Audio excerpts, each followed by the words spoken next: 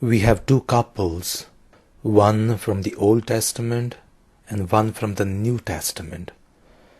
Manoah and his wife are without children, and the angel of the Lord appears to Manoah's wife, and though who was considered to be barren is being told that she is going to bear a child. And this woman, in reporting to her husband, says, "I did not even ask from where he is coming. He was like the angel, but this is what he said." And she just accepts this.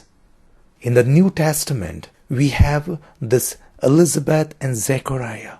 Message is given to Zechariah when he is incensing the altar. But when this angel appears to him and say that you and your wife are going to bear a child, although she is barren, for Zechariah, it was unbelievable.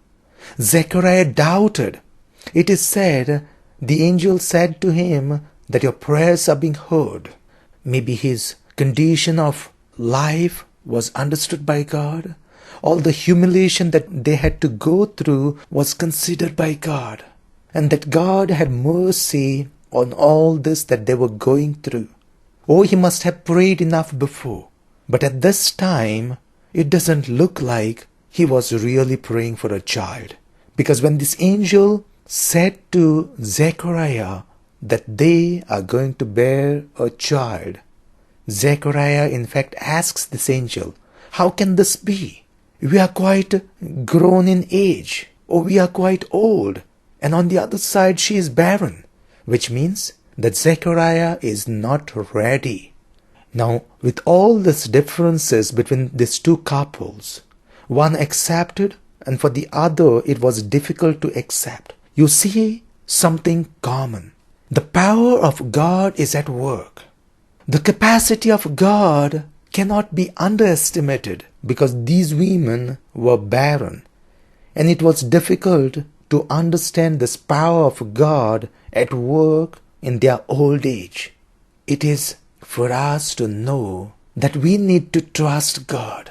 Christmas or our faith is about trusting God, having hope in God, not because I have some capacity, not because I'm able to do something. Hope in God doesn't rely on our capacities, on our capabilities, on our abilities. Hope in God is trusting in God's abilities. It's not trusting how much we can do, how much it's possible, how much we would be able, but how much God would be able, how much God can possibly do it in the different circumstances that we are going through.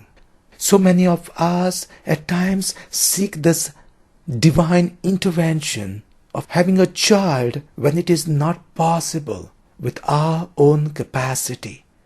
Or in our life we are trying to overcome the different weaknesses, maybe addictions that we have tried and tried for years and decades, but somehow we are not successful. We do all our best, but today's gospel and today's stories should remind us, for God there is nothing what is impossible. It's not a matter of time, that within this amount of time that God has to answer us. It is not within the aspect of possibility that this is possible for me. There is slight hope. Hope in God is about working against the hopeless situations.